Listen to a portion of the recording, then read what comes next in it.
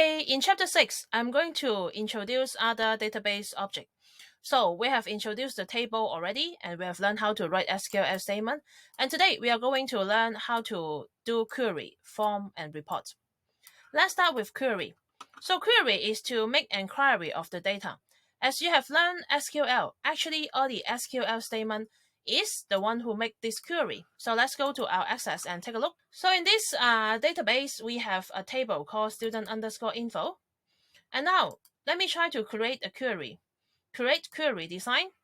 And then I try to add the table. If I want to select all the field, then I can just select here, star. Okay, then all the field will be shown. So when I run it, then all the field will be shown. And if you go to SQL view, you will see that here, select star from student info. Now, before the star, there will be student_info dot. This one is just to specify in this table, I select this field.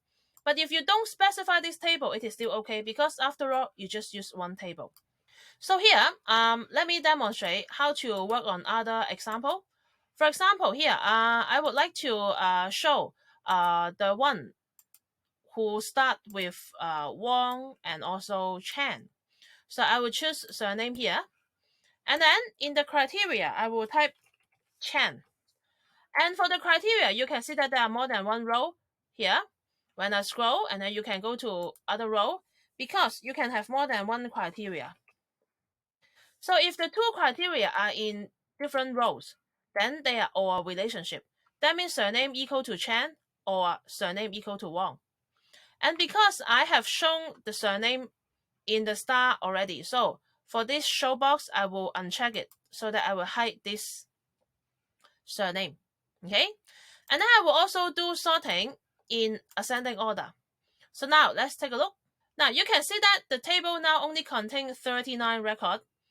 And Chen will start first because it is in an early order because it starts with C, while Wang will come next. So C, W, and the surname, okay, has been sorted. I mean the data has been sorted by surname in ascending order. Okay, so this is how you do the query by avoid using the code, avoid using SQL. Okay, so this is the query, right? And then now let me try to save it. So I can save it as Wang or Chen. So here is the query. So here I have some more reminder for you. And when you take a look at the notes, you will find that if the criteria are typed in the same row, that means they are in the AND relationship.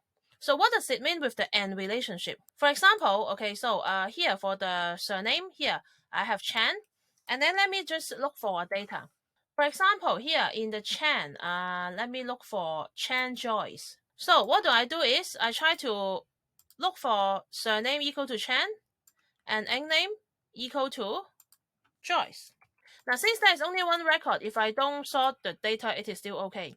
And also, I uncheck this box. So in this case, I will have two criteria. One is surname equal to Chen and name equal to Joyce. And then now I will go to the datasheet view.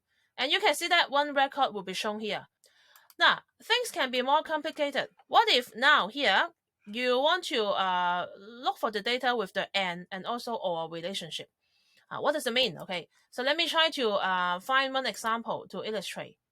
What if I try to sort by name? Now, I also have C Joyce and I have Wang Joyce. So as you can see here, I have 3 Joyce here. Now, what do I want to do is here, if I want to find Chen Joyce and also C Joyce, you can see that here in the surname, I wrote C and I wrote Chen. Okay, and then for the Joyce, okay, this time, okay, what if you just put the Joyce in the C without putting the Joyce near the Chen? Okay, so you have an relationship, Joyce C, and or relationship, Chen C, Chen and C at the same time. So let's take a look at what will happen. Now you can see that, okay, Joyce C will be shown, Joyce Chen also shown. Other than Joyce Chen, actually all the students whose surname is Chen is also shown. Now why?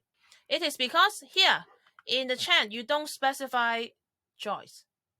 So that means the Joyce have to be specified here as well, so that you are looking for Joyce Chen and Joyce C at the same time. Okay, so that means if and or appear at the same time, Access will try to look at the and relationship first.